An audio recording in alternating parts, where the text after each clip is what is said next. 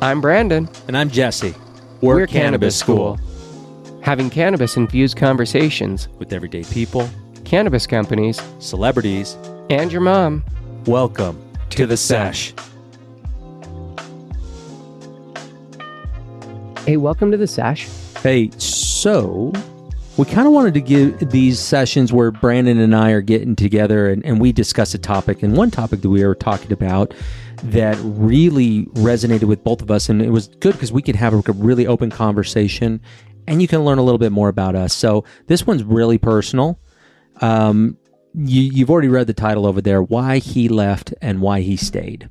And what we're talking about is faith or organized religion. Not a gay relationship. Brandon likes to go into that. That's totally fine. If that's who you are, great. Me, yeah, I'm a breeder through and through. What? Psh, bro, I'm a breeder. What are you talking about? Yeah, in your former life. But just kidding. No, but talking about religion and faith and things like that. And we don't want to go to like, you're not going to get preachy here by any means. We've learned that over time, we're all the same, but there's certain things that dynamics that society create, including religion, that helps to kind of create this rift, even though... Well, same, but the different. Yeah, but the whole thing is that they're trying to be able to bridge a gap in being able to say, look, no, really, like, I'm like you, just follow me. I have the right path. Yeah. I have the right answers. When, as humans, like, I look at religion the same way as my kids eating food. Like sometimes my kids like, all I want is cereal, or one of them's like, I want chicken nuggets, or hey, I want something real healthy. Like it changes, it varies from child to child. So for me to say that oranges are the only fruit that you should eat, and that's it. Well, because, I mean, we talk all the time. Of course. And we've had endless discussions over the years. The more we've studied other cultures, other religions, other dogmas, it's really just realizing that every single one is just based on stories, and that there's many similarities across all of these stories. Well, and the thing is, though, also it's going to be what one experiences, because to break it down in such a very linear fashion as you're stating right now, I would push back on, because there are certain things that I've experienced in my life, and I came from a very atheistic background. Like not originally. No. I was born into something, but I didn't believe it. Yeah. So to say that. But the thing is, and this is kind of what I wonder, is I was also born into it. Yeah, but yours I don't is more feel like fanatical. I ever believed it. Now, I don't understand, but you grew up in a family that was quite different from mine. My dad was a convert. My mom was a convert to the LDS faith. Yours is 5 generations deep. It's no longer a religion, it's a cult. Yeah, it is part of who you are. It is part of who the family is. Yeah, there are things that you have to follow and say in order for you to be a part of said. I mean, if you would have done what you've done now with your family, and let's rewind it back to the 90s. Say you're now 30 and you come out to your family going, hey man, pot's the way.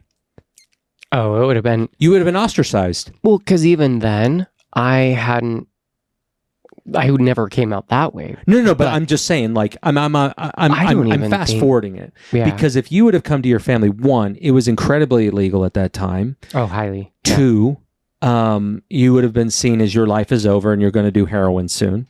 Which sometimes when I watch you do dab and then hit a bong and then hit another machine, I contemplate.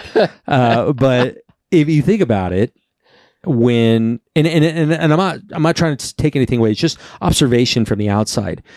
I feel for you on the sense of what faith typically means to people from the outside looking in. What is faith in the basic sense of it? It is a group of people that have a belief structure that they feel creates a world of love, a hope, and connection. Not even necessarily that. I think a faith is just a similar belief structure in something.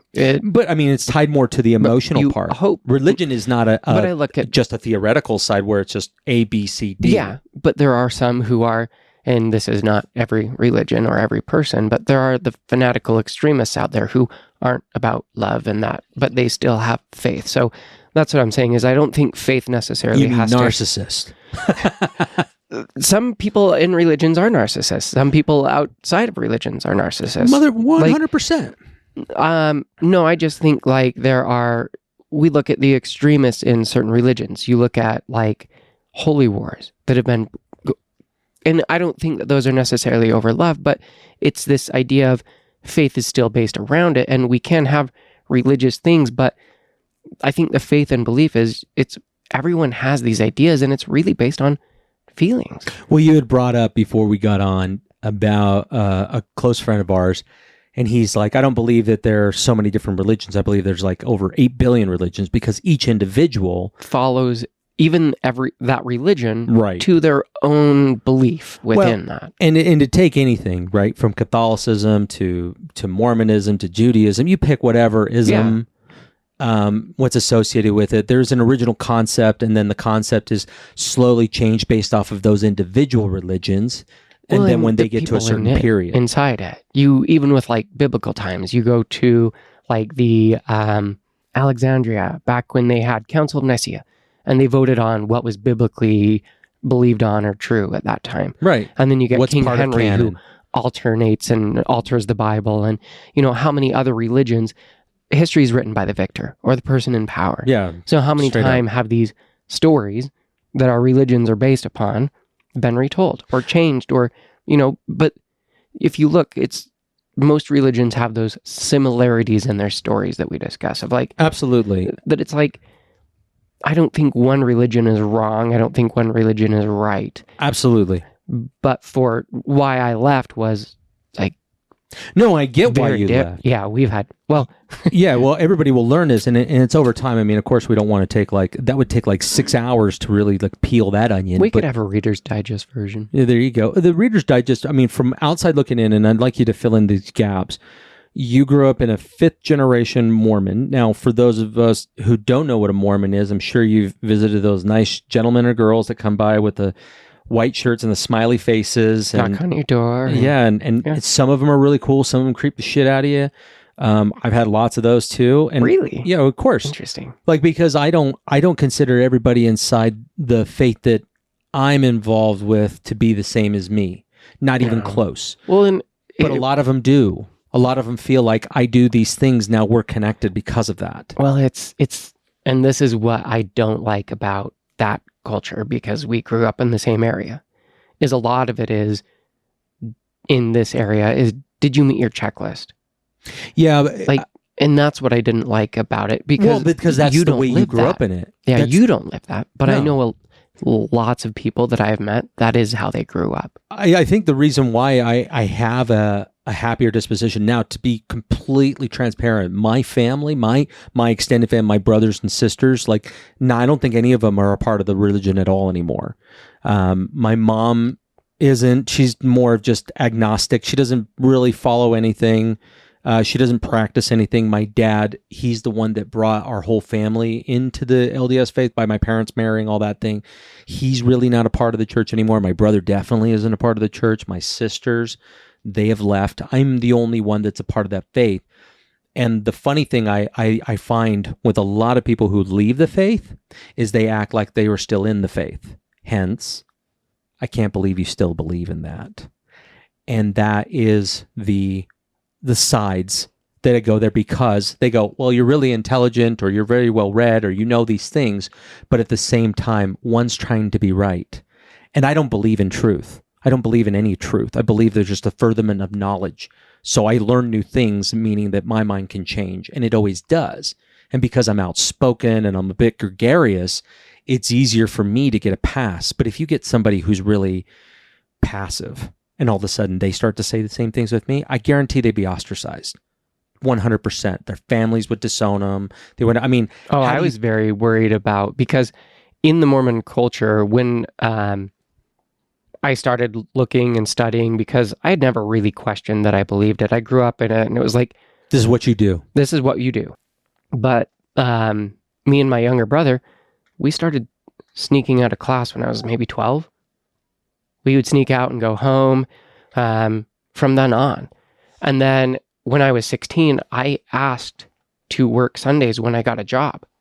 because I didn't want to be at church. I didn't want to go. I had to go. How did that conversation go with your parents? Because I know that they were very about the aesthetics of it, how people sell them. Yeah, but at the time I worked with my dad all the time during weekends, during the summers. I would help him build homes and do all of that. He's one of the hardest working motherfuckers you've ever met in your life. I mean, his dad is just like nuts. He just hurt his shoulder shoveling snow. Well, but that's after he just had 9 discs replaced a year ago. It is back. And he's remodeled 3 apartments in that, since then. Right. Like, there's so much crap, and he's still finishing his home. Like, there's so much stuff that he's doing constantly. Yeah, he's just constantly working. Yeah, but Great that's work ethic. Brilliant, but it's just but you were always going with that? No, I'm sorry. I went off and gave your dad props. So anyways, Greg, you're awesome.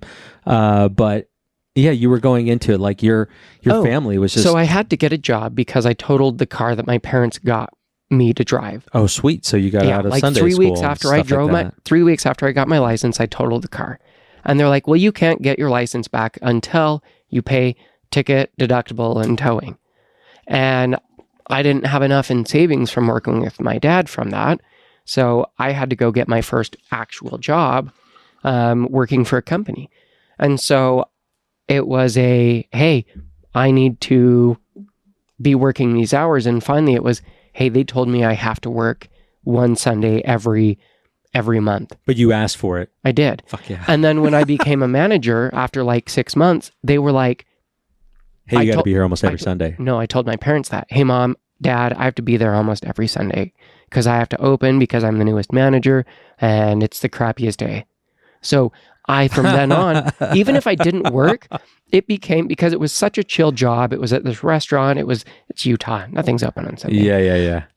So we would bring in like an Xbox and a TV, and we would play Halo behind in the kitchen, and just like, because no one was nobody there. Coming in there, yeah. Or we'd get there hours early, and we would prep, and we'd bring in these airsoft guns, and we were running and jumping over the tables, having airsoft wars, and then we'd just hurry and sweep it all up before we opened. Yeah, this store is no longer open anymore. No, they closed years and years ago. Did you hear they're trying to bring them back? I did, and I'm so excited. I love their cheese fries. Yeah, I remember the cheese fries. Shout out to Training Table. Yeah. Love your shit. But anyway, so that was how I got out of it. And from then on, I never went back. I moved out at 18, right at 18. And my buddy, we moved to this BYU approved ward, which for those who don't know is a Mormon school basically for university. Yeah, it's like joining a convent or like Duke. It's like going to Duke. Yeah. Or any of these other ones that are religious. Harvard or something like that. I don't think Harvard's a religious one, is it? Yeah, very much so. Do you have to take religious studies? Yale. Okay. Yeah, it's more like biblical, because it's a very Catholic school. Okay. Yeah. So at BYU, you have to take Mormon studies. You have to go through these things in order to attend their university. And there's a lot of restrictions that they put in place. Yeah, they have like a code of ethics or something. No flip-flops. Your hair couldn't be below your ears. No you couldn't facial have hair. A beard. Yeah, all of this stuff. You can have a mustache, couldn't you? No. You couldn't even do a mustache? You have to get a beard card. Like, you have to get an approval from your doctor. Sounds like the fucking Navy. Dude. Yeah, it's ridiculous. But, so I moved out and I went to the singles ward with my buddy because it was like, oh, there's going to be some women there. And I was like, cool, I'm 18. Like, let's go see if there's any cool women. It was like, I don't like church. Why am I here?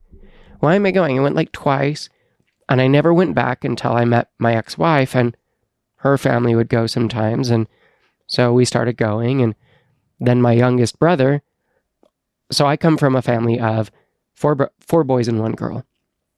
And in the Mormon culture, it's pretty common for boys to go on missions.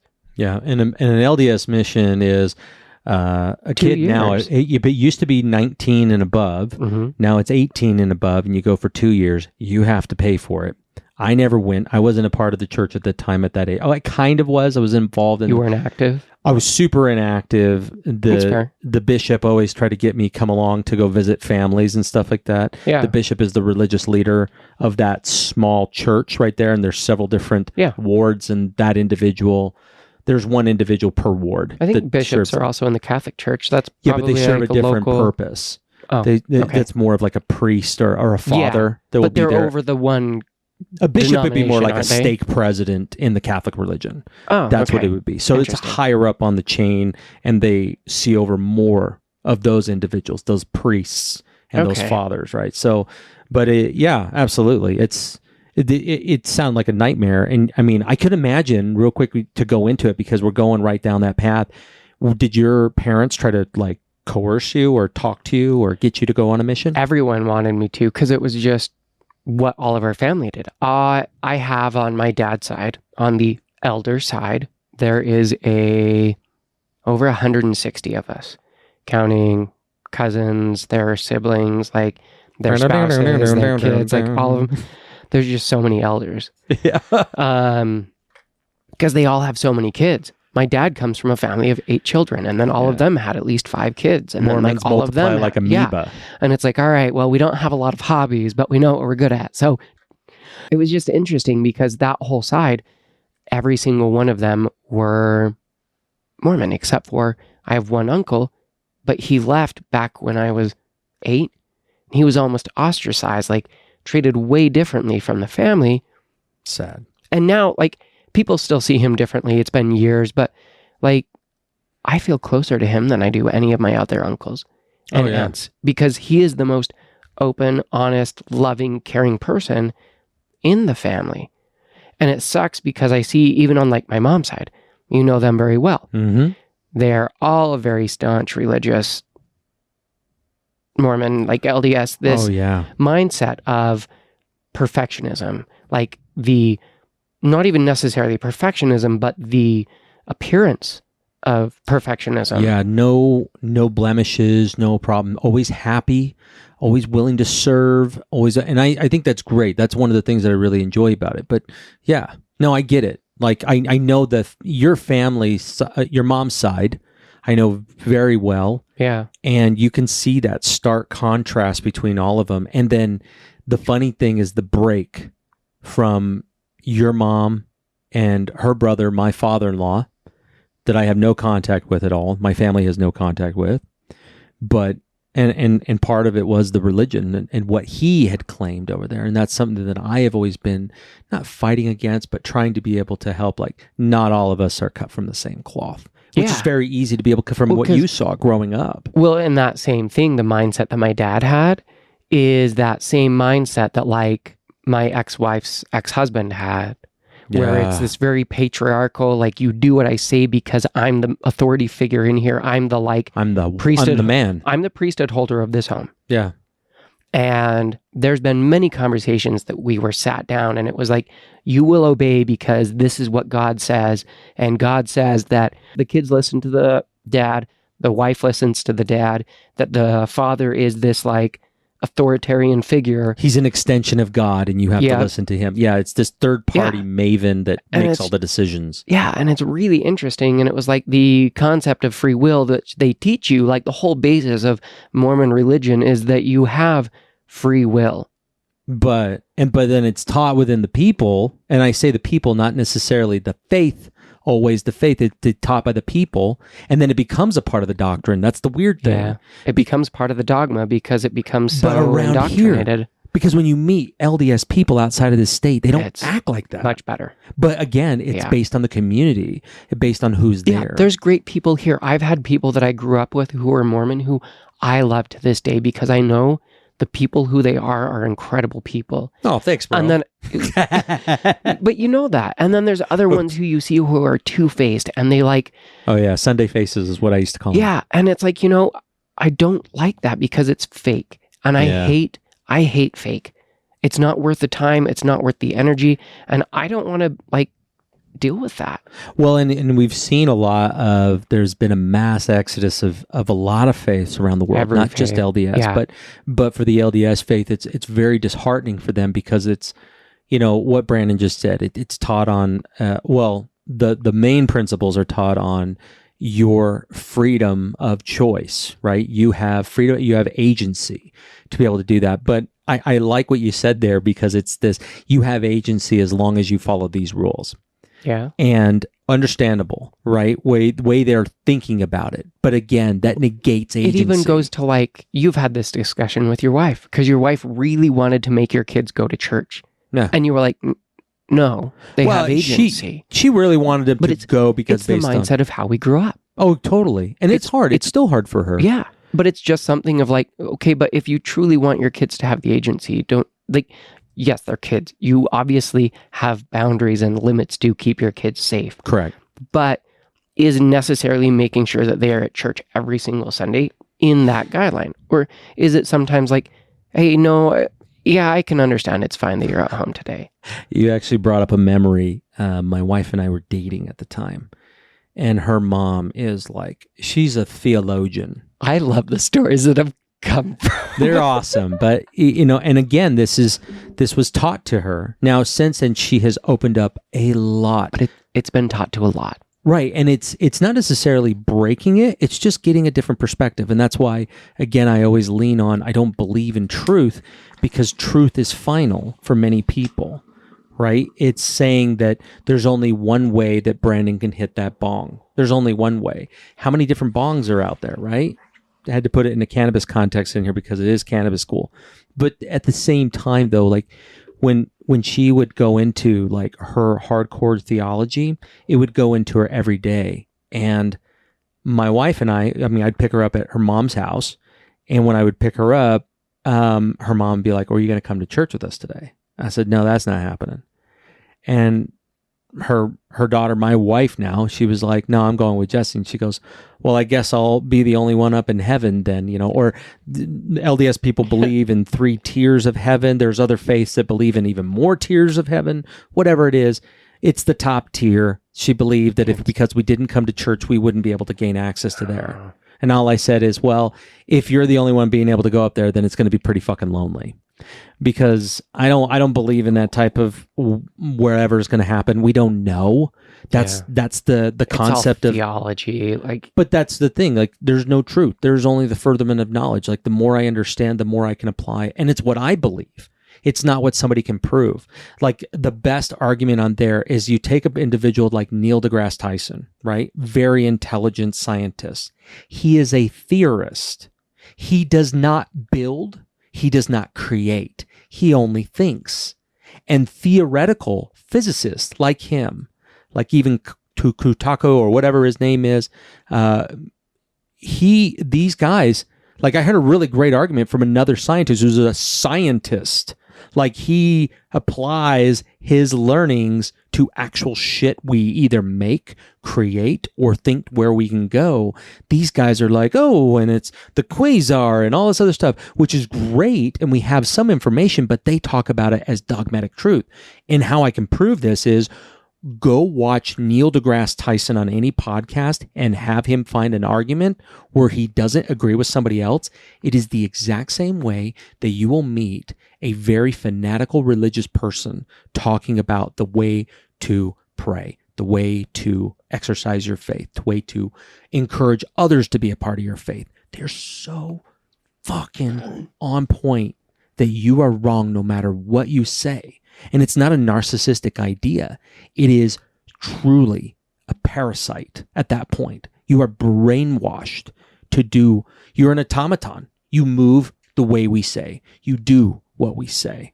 Or else there is a consequence. You don't get to go into the top tier of heaven. You don't get to VIP heaven if you don't meet these. Where hot chocolate's is always hot, but just at the right temperature. And your porridge, it's never cold. It's never too hot. It's just right. And that's weird. This concept of knowing that we're going to go somewhere without a doubt. And then you're saying, cool, do you have pictures? Yeah. No. Do you have a journal where you were writing? Yeah, it's no. all based on ideas. And it's like, right. That's why it's always funny when it's like, this is true. And it's like, no, you might feel it's true. And that's okay.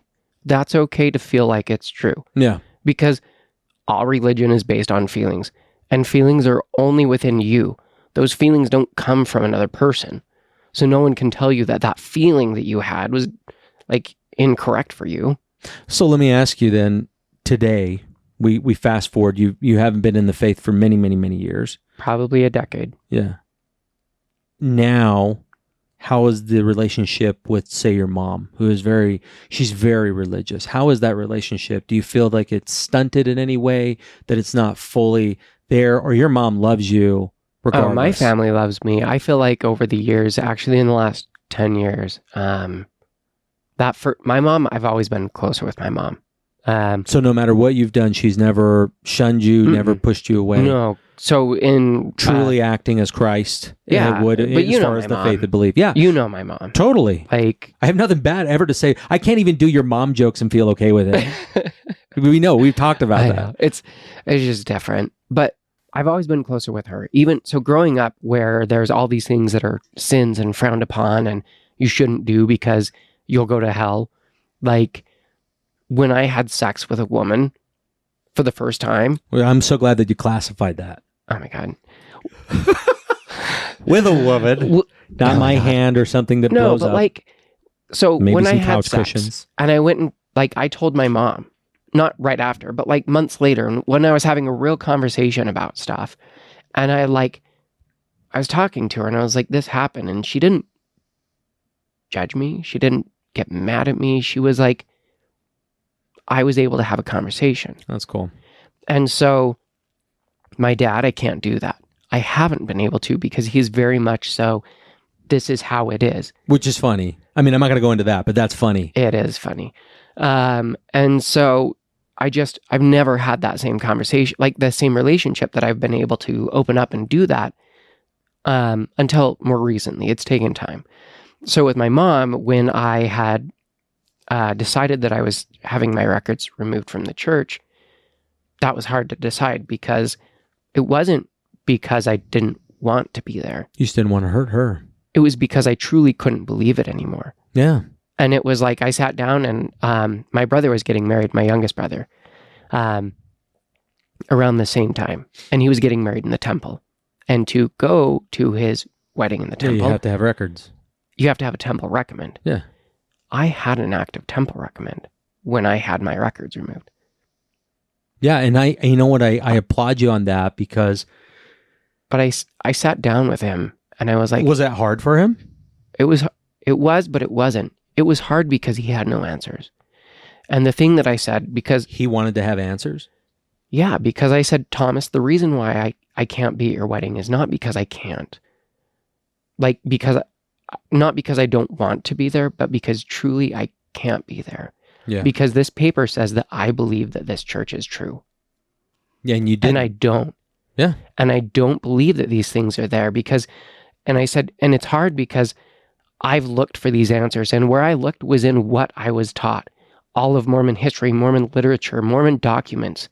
Because I was like, it was hard to go, everything I believed might not be true. Everything I thought was true might not be true. And yeah, I can go find, like you said, there's always biased info everywhere. 100%.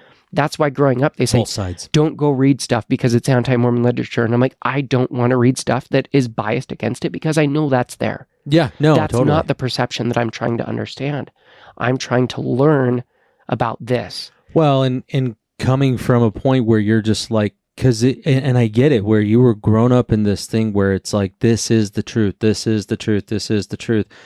And that's why I saw a lot of people during the pandemic leaving the church. In my neighborhoods, in my wards, in my religious faction, people were leaving like crazy because, and this is the way I describe it, their faith was built on a sheet of glass, very thin glass. It was built by others. They never built their own foundation. Well, it's just like mine. I had never really spent the time to question or study and go, Correct. Is this true? Do I feel, because that's what it's all based on. Do I feel that this is true?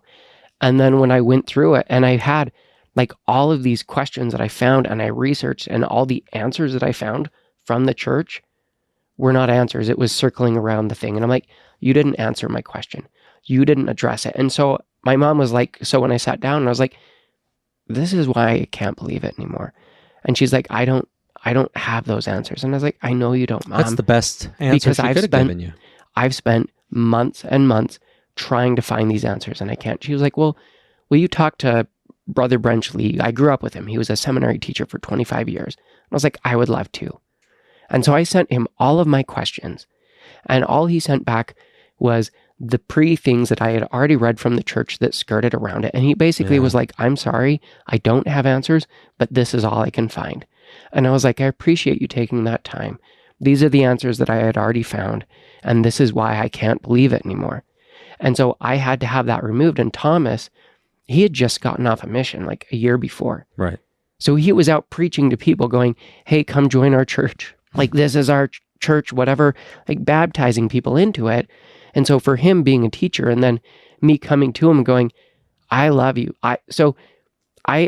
Over those 2 years, I had a closer relationship with him than anyone else in my family. I wrote him every week. No one else in my family, not my mom, not my dad, no one wrote him every week but me.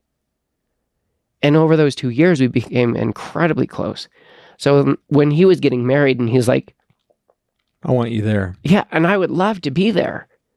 But I was like, I can't be there. Yeah. Because I don't believe this. And this card is supposed to be for these people who are like highest believers. Best, like in my eyes, if you hold a temple recommend, you should be like a true believer. Like actually.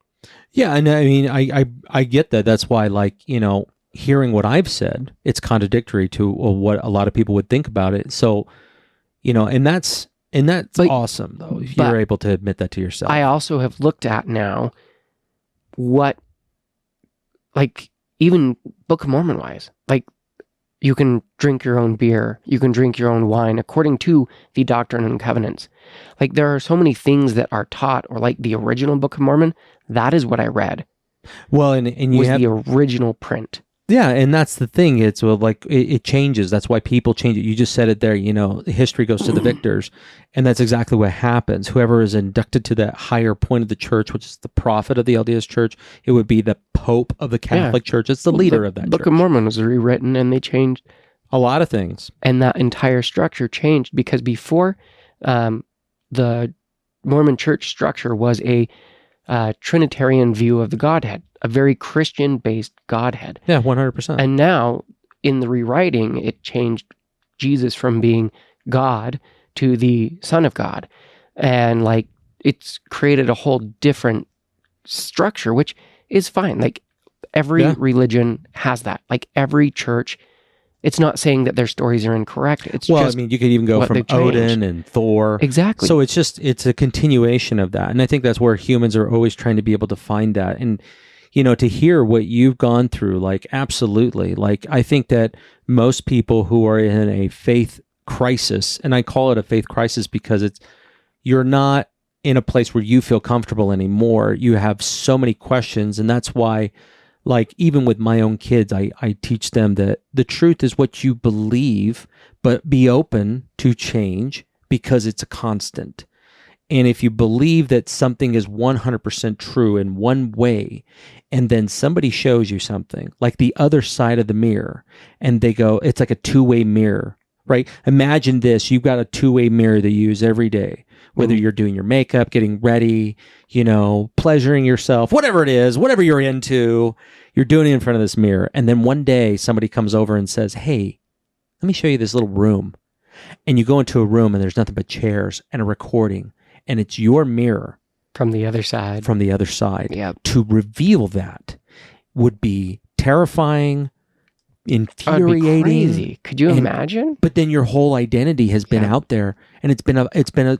But that's what it feels like. Right. You're being shown something but that is not okay to you. That's why I've always... So now I don't think there is a truth. I don't think there's something that's like this. I mean... Maybe it is. Maybe there is, but we have no clue. We have no fucking clue. Well, the way that I look at a lot of religions is like cultures. So you have cultures, and then you have subcultures within those cultures. All around the world, we have different cultures. Especially like that great book I told you about called the Culture Code. Great book written by a Frenchman. He really had it nailed down, because if you take Americans, for example, and the Mormon faith was born here in the United States, nowhere else. So the Mormon faith here, and I call it Mormon or LDS or whatever. Mormon has just been like the most known term for the longest time. Because it's the book. It was rebranded in the last 10 years. Yeah, they wanted to go more towards Latter-day Saints because they are Latter-day Saints. It's just, Mormons is when their brand for the last 200 years. What is the book called? The Book of Mormon. Right. And so it was always, so for everyone listening who's not LDS, like, Mormons is what you've heard for the longest time. Right. And I mean, if you're hearing me and you get offended because I'm calling it Mormon or I have to call it LDS, eat a dick, because I don't care. It doesn't branding. matter. You know what we're talking it's my about. faith, right? The way I own it. Like what Derek said, I got 8 billion religions. Because no one in that same religion that's really has the insightful. exact same belief. Like their thoughts are going to be different than the person next to them. And their experiences are going to craft them different than the person next to them. So they're going to believe it down to the granular level, totally different, because they're different people. And it's like, everyone has that. You know, it's so interesting to hear the contrast, the compare and contrast from where you came from to where I am at. You know, the way that I got into it was my wife she was very much a part of the faith, and it very much helped her feel good and comfortable with what she had, but she never really owned her faith. It's also been a security blanket in a lot of ways, because there's been people who have helped her go through things in there. But on top of it, though, you have to look at it from the sense of what you grew up in. She grew up in the same family structure, 5 generations, all involved in the church, both sides, like really strong. And for me to come in, being an atheist. Well, that's why I can't imagine her leaving. No, but I mean, I told her, and I was like, look, you know, she says, if I'll get married to you as long as you can get sealed to me in the temple later on, which is an act that LDS Mormons do. Yeah. You know, and it's part of their faith. And that's fine. It's a rites of passage. I got sealed later. Yeah. Totally fine, right? I mean, it's just a choice. And it's sad to see a lot of parents pressuring their kids to make sure that they do that. Look, if it's their choice, let them do that. We were definitely pressured into it. Dude, when I went through, my family was in shock. They're like, what? Even going through it, which I won't discuss here, but even during those things, you know, it was kind of funny, like realizations to my wife, and it kind of made me laugh, and I'm like, that's cool. Yeah. Like, I don't, it's not going to bother me that much. Like, I enjoy, it's a place of worship. It's a place of meditation. If people you choose get what to do they so. need to from religions. Exactly. Like I look at it and I see my parents, they're 60.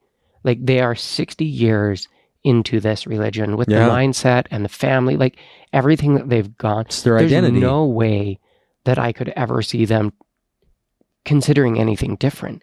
But if they did, it would be so world shattering. That's what I would worry about, is it would truly shatter everything. And that would, because that's what I experienced, but I didn't believe it like they did. And I didn't have 60 years of believing it like they did. Yeah.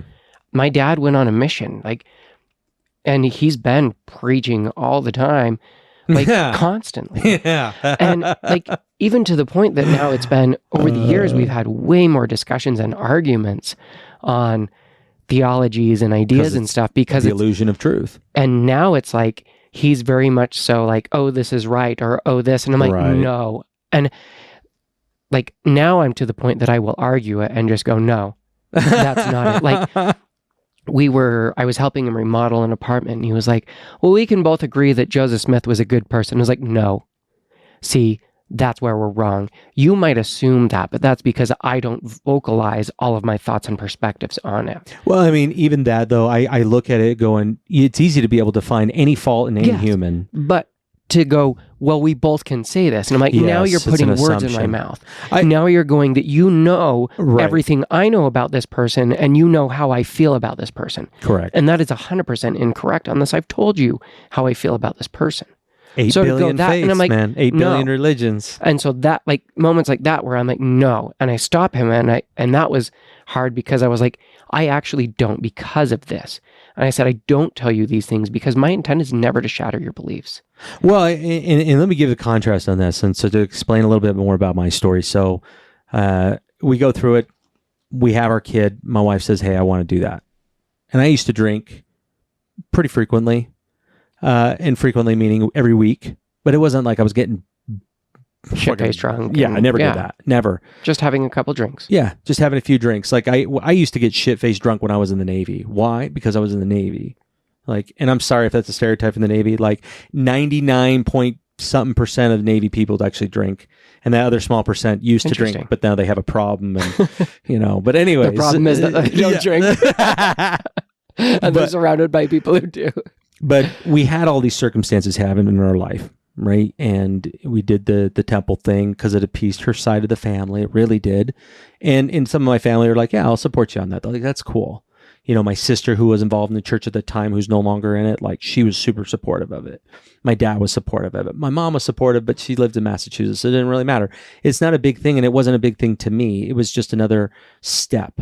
And that's not even where my faith came from, because I was annoyed. We had this circumstance where I've been in generational poverty for most of my life, but it hasn't been like generations. I'm like the first generation of poverty, but it came from my parents. And my parents did well later on, but I've gone up and down throughout that whole time, right? Even now, like kind of creeping out of poverty, but it's always been a constant. And I wanted to break that. And I'm doing things now to break that. But we had this constant thing, but faith wasn't really a part of my family's upbringing. It was just something we did. And then when we were treated with a lot of hostility. My dad is first generation Mexican here in the state of Utah. Out of his whole family, he's the only one that came up here, but he did it right. You know, he came up here through a visa, applied for citizenship, took the test, went through everything. He didn't just marry my mom for a green card. And he got into they were married for a long time. Yeah, they were married for over 2 decades. And, you know, my dad came up here, the faith bringer. He lives this. He served an LDS mission and has some amazing, crazy stories for it. He served his mission in Sinaloa. You know what Sinaloa is? Sinaloa cartel. One of the most brutal cartels in Mexico at a time. Now they've got something in there. It's way worse. But it's one of the worst places. It also has one of the largest lithium mines in the world. Wow. Yeah. That's where the Chinese are down there. But anyways, like, my dad served this. He comes here, meets my mom converts. Like, he has dyed in the wool. He never understood racism or discrimination by any means. Yeah. And that's when he experienced it, was inside the church, from the members, from bishops, from stake presidents, from random people. If they didn't serve a mission in Mexico, they would treat him like an underling. And the reason why is because Utah was predominantly white at the time. Yeah. Like, there wasn't very many Hispanics or anything. It was just white people. Terrible. But again, it was the time, because the time was still coming out of the Jim Crow and all that other stuff. It wasn't just people of color with black. It was everybody who was not white. It's was terrible. Both sides of my grandparents, I've heard massively racist comments. Yeah, which is just funny to me. What the fuck? Like, but I grew up in that. I grew up in Utah during that racism time, so I had every reason to not be a part of this faith. We left when I was young, and I never looked back. Yeah. I only did things with like a bishop when he would ask me to go visit these families, called home teaching back then. Yep. I would only do it out of respect for my elders, because that's what I was taught. I respect my elders, so I would go with them. Is that why you hang out with me? No. I hang out with you because you got me into pot. But no, dude, there's so many different things. But just giving you shit. Oh yeah. But we left it. I never went back to it. Never did any of it. My dad still believed, and even up to when my brother served in the Army, and I'd served in the Navy, my dad like asked me if I would put on my dog tags that I'm LDS, and I'm like, yeah, fine, whatever. Like, I didn't give a shit. Yeah. I got like the chaplain, which is the religious leader on the ship, or a religious officer, I should say, there to help with services for all faiths. And he found a Book of Mormon that was like this tiny little red one that they used to give to missionaries back in the day. And he gave one to me. He goes, hey, I found this in the ship library. I saw that you're LDS. I'm kind of I have to give it to you. So That's I'm like, funny. Cool. Threw it in my rack. I didn't fucking use it. Makes sense. I read it later on multiple times while I was in the service, but just read it to read it. I also read the Quran, the King James Bible. I read a bunch of religious texts because I had nothing but fucking time. Yep. But all that said, we get to the time, even past the time where I got into the temple, because I did that to keep my relationship with my wife. Yeah. That's what I did. A lot of people do that. Tell me about when it changed. So we had to move in with her dad. And yeah, we know how fun that is. Well, it wasn't even that. It was my wife just told me, because you can't drink beer anymore. She still let me drink beer. And my whole routine was like, we'd rent a place when we were moving out. It was like 1 or 2 years.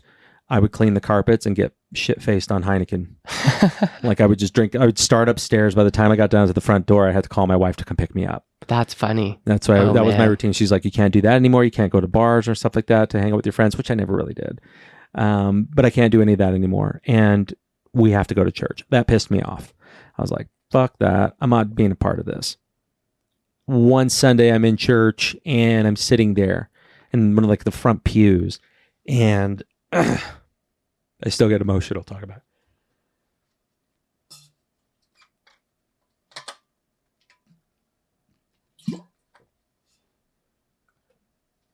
And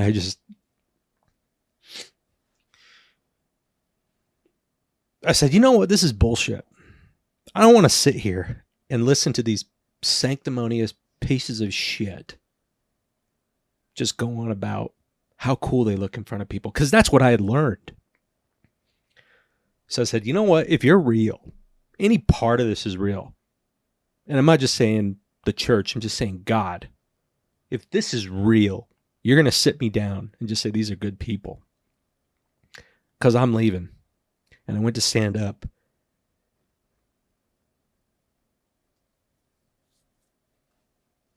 And I felt a presence. And I am not a religious person at this point, ever. I would laugh at you. There's God. Fucking show me. That's what I would say. Fucking show me. Well, there's Christ. Yeah, I don't give a shit. Sounds like a cool dude. Sounds like a really cool hippie. Yeah. And I was sat down and it felt like somebody hugging me. And I was overwhelmed. That was fucking over 10 years ago. And it changed my life. It changed my life in the sense that I was just like, you know what? I'm not going to follow everything that these guys go over. I'm not going to believe all the dogmatic things that you guys go through. But it just made me feel like there's something more. And ever since then, I'm like, I don't claim to know everything. And I don't claim to say that what my faith is the real faith or the true faith. Because again, that would negate what I just said. I don't believe in truth. But this is where I feel comfortable. These are good people. They've taken care of me and my family. They're all about service, those I'm around. And a lot of it has to do with my personality. Like I'll show up to church in a kilt. Yeah. Right? Because I'm a part of this kind of Scottish thing and I like it. And I'm inducted from my actual wife's side. My mother-in-law's side has Scottish heritage. And so they're part of Clan Campbell. So I was just like, yeah, I'll wear this kilt and I'll be at church going, hey, how you doing? Got my kilt. What's wrong with you? You know, I've never seen a man in a kilt. Yeah. And they laugh, but I tell you, like, I come with that feeling of what I believe Christ was. And Christ was a lover, a server. He didn't want to be right. He just wanted you to love him and love others around him. And that's it. Like, I don't need all the other special fucking trinkets that go on a Christmas tree, right? Which I think is funny. We can get into that later on, where Christians believe in a bunch of pagan religions. Yeah, and a bunch of pagan, I know, right? symbols and stuff. Like it's fucking ridiculous. Halloween. That's hilarious. Like, oh, it's a great day. Like, you fucking don't know what you're pagan talking. stuff. Yeah. It's just like everything Christmas, is Easter. Everything is around pagan holidays. And it's like, all right. But that's the cool whatever. part. That's what I like about it, because even the LES faith is a lot like any other faith. We took a little bit of a break. Brandon was going to piss himself. Yeah. And so I'm glad he took a break. So I won't go too far into where I was at before. So ultimately what it is for me, and you can see visibly, like, you know, this is still very emotional for me.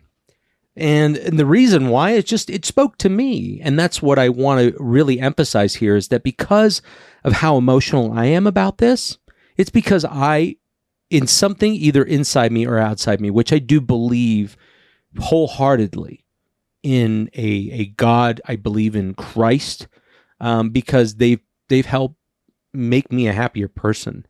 And that's for me. Like, I don't care what it is. There are so many different types of faiths out there, and there's always organizations. And I think the reason why, like, when I meet people who have left the church, which, to be totally upfront about it, like, the best thing is you've been the most accepting and loving on that side to support me. A lot of people on the outside, they just, oh man, let me tell you why you're wrong. And the reason why, and I think this, I had a very true religious experience. Very true. Yeah. When I didn't want it. I really didn't want it. Yeah. Like, it was fucking irritating. Well, it comes just when it happens. Right. And any faith, just like when you left. It wasn't because I wanted it. No, it's just because it's what it presented happened. itself. And it was exactly. But yeah, I think it's good. Like, you get a lot of value out of it. And there's nothing wrong with having a religion or a belief or a there's also bonfire in a community that you connect with. But you have the same thing where people are just, they're not into organized religion just because there are things, there's faults, there's stories that conflict. I get that. So I think, and where people are like so blindsided or just baffled that you're still part of it, I think is that because I smoke pot and I say fuck. No, because you're human. Like, honestly, well, yes. Because here in Utah, no one is that way. They are all, too many of them put the facade up of, hey, I'm this. Right. Versus just being who they are. And so I also think that a lot of people, you didn't grow up being so indoctrinated into it, that it was truth. And that nothing aside from that was truth. And so when they find out that, hey, maybe it is not truth, that is a world-shattering thing for them. Yeah. And so then to see that and go, hey, for me, when it was like, all of this stuff, how the because I knew all that how shit do you before. know all of this shit and you're still part of it? And then it's like, okay, but he's not there because it's what resonates on the deepest level of like, this is what truth is. It was the one moment. It was that one moment. But that moment wasn't, hey, this is the true church and nothing else is. I wasn't reading the book and all of a sudden I said, oh my gosh, this is what it's for me. And so it's I've like, heard that. I think it's this thing of like, okay, you get what you get from that. And that's 100% okay. Do people feel things? Yes, I felt things at church before. That doesn't mean that everything is true or not true. But I think when so many of the members of any faith who believe it in such a truth is like, this is a hard line of truth. And then when you realize, no, it's not, that becomes an instant of like, well, what is truth? Like the conversation we had with that guy the other day, and it was like, well, there is no free will. Okay, well, because it's instantly, he left the church and he's 2 years into that. And I feel a lot of pain mind chatter. A lot of anger. Of course it is. Because you think of, that is your reality. That is your world of truth. And if that isn't true, what is? What other things have you grown up knowing or thinking are true that no longer are? Then you sit back and you're looking at everything you know or thought you knew and going, well, is this true? Is this true? Did I just follow this because I was told? Did I just follow this because I was told? It becomes this unraveling of like everything. And it is a world-shattering experience. And I can understand it's hard to see so many people sit in anger and frustration with it because it's like, yes, you can hang on to that. Yeah. You can. But that's not going to serve you to hate and have that because it's like, it's this us and them. Yeah. The way you're bringing it up, it's funny. Well, it's like, and it's weird because I am like the person I was 10 years ago, 12, 15 years ago is not who I am today. Which is good because we evolve constantly. Our personalities, our belief structures. I'm proud to say that though. Yeah, you should be. And I know, and it's this thing of like, people are like, people can't change. Yes, people do change every day. 100%. And like, if you're thinking you don't change, you're either blind or like, you're living in some weird bubble. Well, the way I look at a lot of people who leave a faith and they look at those who are still involved in it are like hardcore brand new vegans because they're like, ugh, do you know what that does to you? You know how bad that is for you. And let me tell you about all the reasons why meat is horrible for you. They talk like, honestly, and just talking to you and contemplating a lot of this, I think the reason why a lot of people don't understand why I am involved still is when I tell them that story, you know why they get mad at me? And many of them had said it, and this is the funny thing. I never experienced that. So? And they immediately say, you know what? If there were more people like you in the church, I would go back. And I'm like, well, that's really hollow to say. Yeah. You're mad because of what? And they go, well, because I didn't get the experience you just told me about. And I'm like, it's not a quid pro quo. But how could they? because they've not lived every experience to put them in that moment that says, I don't believe this shit. All of these people are assholes. Right. You either put me here or I'm leaving. Yeah. Like, of course they're not going to. It's the same reason why I haven't joined the Navy and married. Like, Yeah, I there's don't have just five, reason like, you did things the way you wanted to do. different humans. Totally. We've lived different lives, thoughts, experiences, like down to every single one. And it's like, it doesn't matter if you and I have ever thought one same thing. Yeah. We are 100% different people. But here's the takeaway I have now. Like, I'm glad that I'm a more accepting person now than I was before. But I'm telling you that the reason why is because I wanted to be that way. Not because my faith or my special pajamas or, my cool space temple that I go to connect with God, if that's the way I choose to do it, because I can connect God anywhere. Yeah. One of the best movies I saw, which is not a great movie, but at the very end is called this movie called Stigmata. Do you know what the stigmata is? I've heard of that, but I couldn't. Stigmata is the belief that you start to be able to bear the wounds of Christ. You start to bleed from your palms and over here.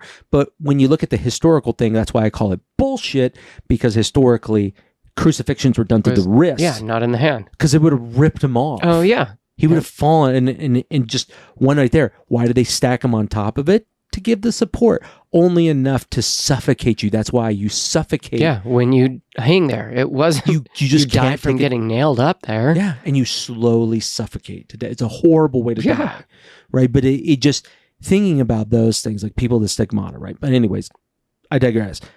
The part of the movie that was the best for me, it was this entity that was speaking to this woman who's supposed to be like a medium that can talk to these, spirits and all this stuff. And the spirit says, and again, this is fictional. I'm not saying this is what works, but it says, God is not in stone, nor in wood, nor in anything that man creates. Now, playing a little freedom on that one, but it's not in book or stone. It's not in man, it's in you. And that stuck with me for many years because I thought about that. This is when I became involved in the church. I was like, cool. And I've always sought it. I've always felt it for them. I go because I enjoy the community, but I enjoy that everybody's under the belief. Now, not everybody is, but everybody's under the belief that we're supposed to be really good to each other. And I'm so gregarious. Imagine I'm sitting there with a kilt and a button-up shirt with a black tie, and I'm being as loud as I normally am, and I'm just going off, and people say, what do you do for a living? And I joke around saying, I smoke pot for a living. That's right. And they go, okay. And then I go, hey, look, I got this awesome podcast. It's everywhere, all over the world. Yeah. And they go, okay. And then immediately they start asking questions. What should I use? Because they were looking for that gateway. It was funny. So Yeah, with your cousins? No. We had to replace our washer like a month ago. And I just sold the dryer that's been sitting here. Yeah. And the guy who came and picked it up was this Oriental man from, he's a teacher. Okay. He teaches chemistry up at Timbview. He's a Walter White, right? And it was just funny because the volcano was on here. There's always a box of something here. Yeah, there's always cannabis around so here. I tried to clean it up so there wasn't a ton of stuff out. The volcano was the only thing. And he's like, oh, I saw one of those down in Vegas. Really expensive. Really nice though, right? And I was like, yeah, they are. And so we just started talking about cannabis and that. And it was interesting because I never would have assumed that this man who's probably 60 years old and like Asian man who's a teacher. Yeah. And here we are having a discussion about cannabis. And I'm like, it's just interesting because go back 10 years ago, I would have never thought that would happen. Yeah. Never in my life. But I'm also way more open about discussions about cannabis and ketamine and psilocybin and just these things that I know make massive impacts in my life. Like I am 100% way more who I am from like psilocybin and cannabis that I try way more to be Christ-like, I feel like. I try to show up as a way different person. Yeah. Way different than I did ever when I was religious. And it's interesting because even though I thought, hey, I'm a good person, I'm this or that, like if I look back, I actually don't think I was present. I was like, Yeah, like in a what's the best way to describe being in a antidepressant haze? yeah, like Just numb. yeah, I'm like, I don't think I was a good person. I was a person. And Yeah. I was judgmental as fuck because that was bred into me and conditioned into me. Right. That's what I knew. And it's hard to let go of that. It's still evident in us every Yeah. single day. And I'm like, but now, like, I see way more of people's struggles and who they are, and not looking at, like, there's been some really fucked up stuff that's happened. Oh, shit, yeah. And then I look at it and I genuinely try and see how or why, like, see that person's perspective, because there's been times that I've wanted to kill a person. Yeah. And, like, to sit back and actually try and understand how in the fuck they get to that. Like, it's just been very different than before, where I would have never spent the time to even consider that person's perspective because that wasn't important. Dude, that's beautiful. That's a great way to kind of wrap this up. Is I tend to tell people in my faith, especially when they ask me like why I use cannabis, and I was like, you really want to be that way? You want me to ask you? It's like, look, I convert more people to cannabis than I do to Christ. You know why? And they go, why? And I'm like, because I'll say this: you want to act more like Christ in an instantaneous way? Use this plant. Use this plant, because I've never found it, and I'm just me in my perspective, but it's a pretty broad perspective. I've never met anybody within any pipe of cannabis, just like that conversation that you had with him.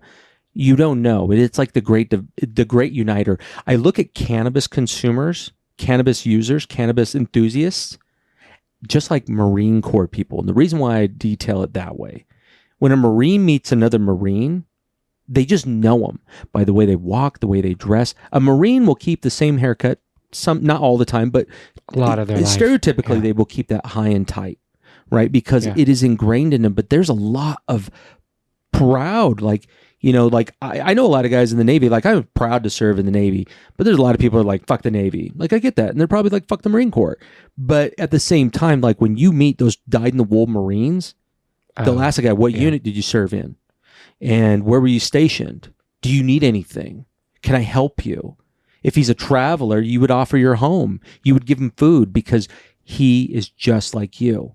I see that with cannabis people because you can go anywhere, right? We're going to have this guy on the show. He has the craziest story where he walked through one of the most dangerous neighborhoods in Chicago because he didn't know, because Google told him to go through it. And a joint saved his life. Yeah. No bullshit. Crazy. When he's on this, you're going to be like, that's the most fucking weird story ever. But I'm telling you, cannabis is the great uniter. Like it just helps bridge that divide. Because of our cannabis, sharing cannabis, the way that we have, it breaks down those barriers with so many people, where you've met religious people through it and they are like, cool, I respect you because you don't subscribe to my same space of faith or whatever else, but there is no barriers or walls with cannabis. It's not an us and a them. It's no, it's us. It's just us together. Yeah, and it's having the conversations and the connections and the community that circles around that, because it is like you share that experience and it's bonding. Yeah, bonding, definitely bonding. Because I mean, how many times you meet somebody going, "Oh, you partake," and they go, "Yeah." You think about the disc golfers. Yeah, that was fucking funny. How many stories are like that? All the time. Everywhere. I mean, every time I have a pen and I'm going somewhere and it's like, someone's like, oh, or I see someone, I'm like, oh, hey, look. And it just initially, like, it sparks that conversation and that connection. And then it's like, oh, hey, lifelong friends. What you imagine if you came up on a couple of young gentlemen ready to start fucking fighting and shit, and they're in the street, and everybody's got their cell phones out going, World Star, right? Yeah. They're trying to pull that bullshit. Even if World Star is something that is around, I enjoy those videos. They're hilarious. But at the same time, dude, like, what if you came out there just like, hey, let's smoke this. Let's just figure this shit out. Nobody needs to go to the hospital. Nobody needs to go to the jail. I'm honestly so disappointed in how often I see all of those fucking videos Nobody's offering a joint. No one steps in. No one says anything. Everyone's just like videoing. And I'm like, they want to watch. It's the Coliseum. It's what the fuck? It's just violence. Like, that's why I love video games, because it's synthetic violence. Like, I don't have to feel like it. And you know what? I wouldn't do those things in real life. Oh, yeah. I wouldn't do those things. I wouldn't be hacking up zombies and all sorts of other bullshit. It's fucking dumb, dude. It's a game. But I shouldn't. I should look for ways to unite and connect with other people. That's it. And that's what's great about what we do with this show, is that we're just looking for ways to connect. And what's happened? We have hundreds of thousands of people out there that listen to this show all over the world, and they're united underneath this plant. We're connected to people who are listening to this or watching this right now. All over the world. All over. That's really cool. At any time of the day. You guys are smoking the same type of plant that we are. It's just a different composition. Yep. And maybe a different cannabinoid and terpene profile, but like... And then look at all the episodes we have. You can go back going, dude, I want to smoke what they're smoking. Yeah. Shit, maybe even that's an idea. And as we are opening more connections and conversations, if you have a really cool story or want to be part of the cannabis conversation you hear on the Sesh, shoot us an email. Yeah, shoot us an email. We'd be happy to be able to sit down with you and engage with you. And real quick, I want to give a shout out to Jet Filtration Systems. So this is the unofficial sponsored bong of the show. Yeah. This has been an amazing product. We're going to put the website over there, down there. We'll work something out with them, I'm sure. It is the smoothest You bong. noticed none of us were coughing at all. Yeah, like, not the entire once. show. This is fantastic. The best bong. Love this shit. If they got a smaller one, get it. They might even have a bigger one. I think they have a bigger one. I think they do. They have like 4 or 5 different sizes. Shit. Yeah, it is the best bong you'll ever get. It's indestructible. Yeah, you can throw this shit. It's built with amazing... You see how Brandon's taking a pull of it, and then he just pushes this thing down. It clears the pipe. Super smooth. It's got all these percolators in there. Percolators just cool to say. And then, but you see that, like all the water come in there. You could put a lot of water. You can put less water.